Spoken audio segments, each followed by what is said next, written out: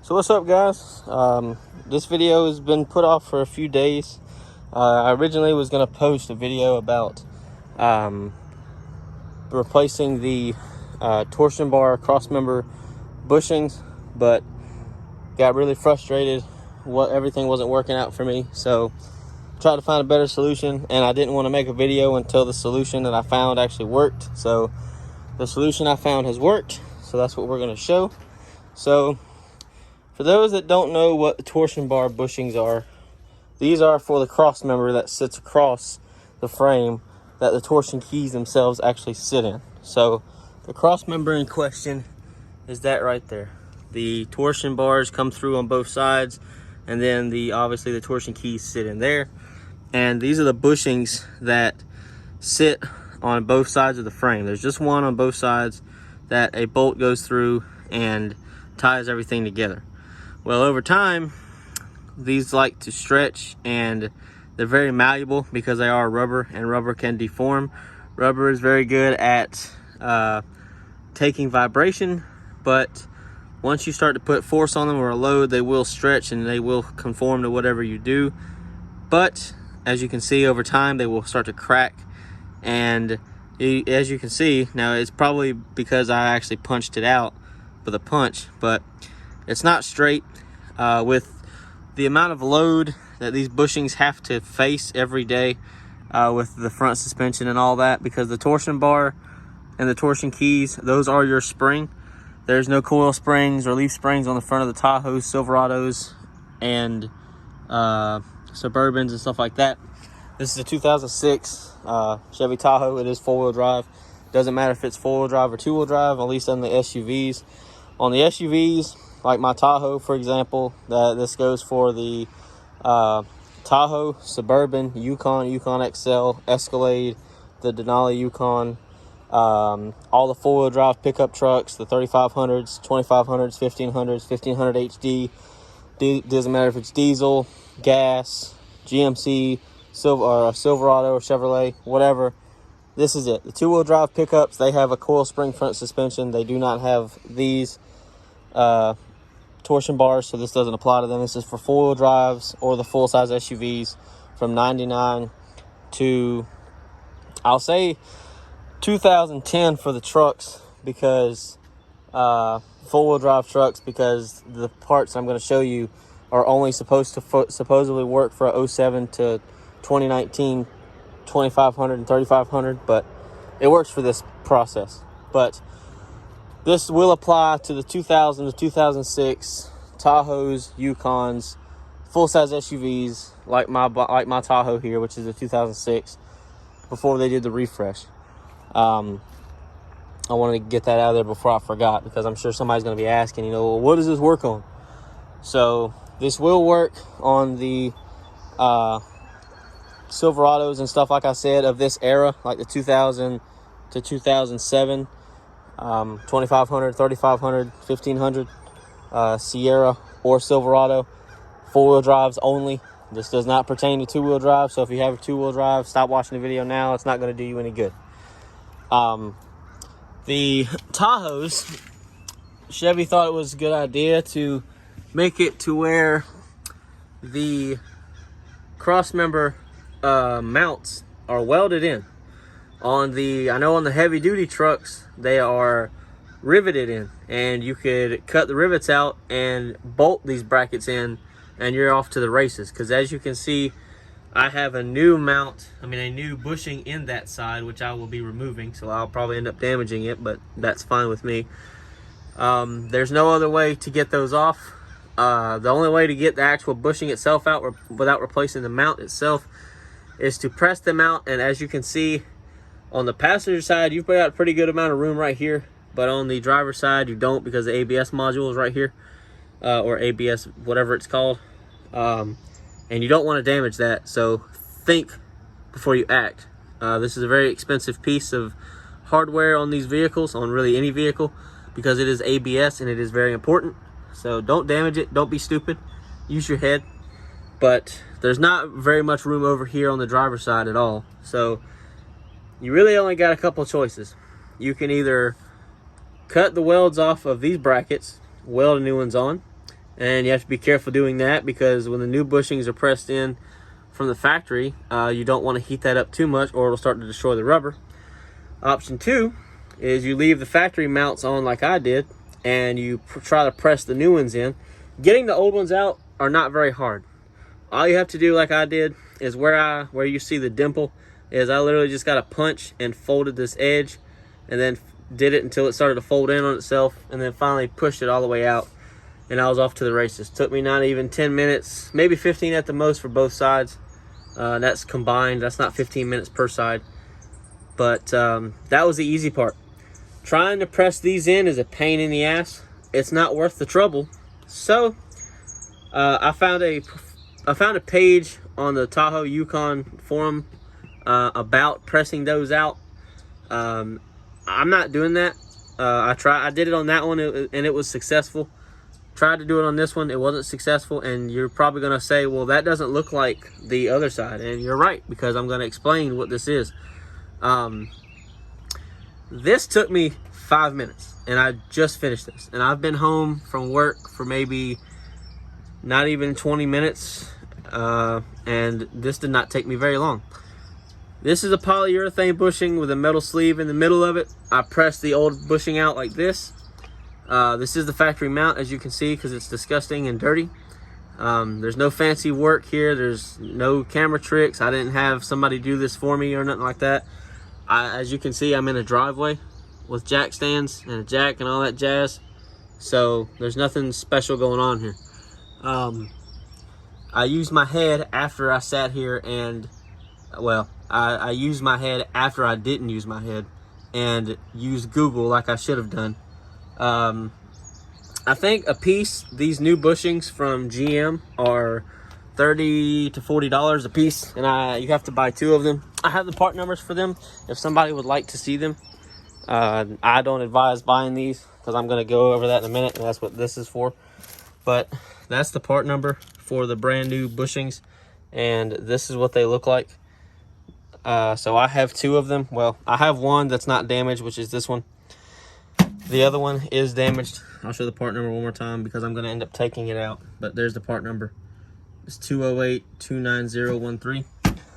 Now, the updated, not going to take but 5 minutes deal is these polyurethane bushings from Energy Suspension.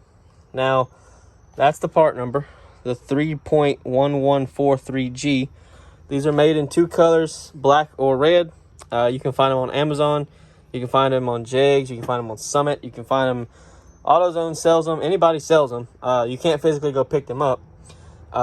If you look on Summit, at least for me, it said that these will not ship out from them until August. It is June. I'm not waiting 2 months and leaving my Tahoe on jack stands for 2 months. I don't think so. So I bought these from Amazon. They were, I think, $30 some. We'll say $35 at the most. I can't remember exactly how much it was. It wasn't expensive. And like I said, they're made by Energy Suspension. As you can see, it's got their name all over the box. Comes with 2 of these. I've already got the one installed, but you get the bushing, the sleeve. There you go. That's all you do. So,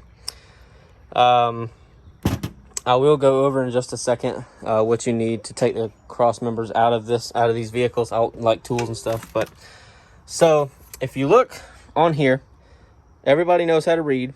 It says 07 to 19 Chevy GMC 2500, 3500, 2-wheel drive and 4-wheel drive, torsion bar, cross member, frame, hanger, bushings. And as you can see, this mount is riveted in. There's the bushing that I have. That's right here. That's the old bushing that you push out. Really all you need to put this in is you need to be able to knock out the old one, which I already kind of told y'all how to do that, but you can do that on your own time. And you just need a pair of big pliers to push this in, and that's exactly what I used. I didn't lube this up. It probably would help make life a little bit easier, but I just used a big pair of channel lock pliers, which I'll show you. I think these are like 25-inch pliers, I believe. The Cobalt ones aren't going to do it, but these are the ones I'm talking about. I think they're like 24, 25, maybe 26-inch pliers. And I literally just push this in, with that, no big deal. And then I push the centerpiece in, the actual part of the sleeve that the bolt goes through, and that's it. You're done. That's all.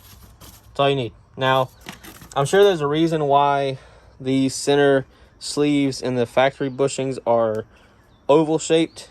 I don't know why. I guess they leave a little bit of play back and forth. I don't know. But the difference between this rubber, like this rubber has some give where I can kind of push on it. This polyurethane does not. So it will help. It'll also help with like a clunk that some people have. Mine does have one. I don't know if the bushing's really problem. If it is, then that's great. The whole front of my suspension is brand new. Everything, even the shocks are brand new now, which I'll get into that in another video. But everything's brand new, so it's pretty easy to pinpoint issues as far as a clunk. But this is probably the best $35 that I've ever spent in my life, because I fought and fought and fought with this for at least 2 days just because I had to go to work one day. I should have bought those the first time I saw them. So I found them on Facebook,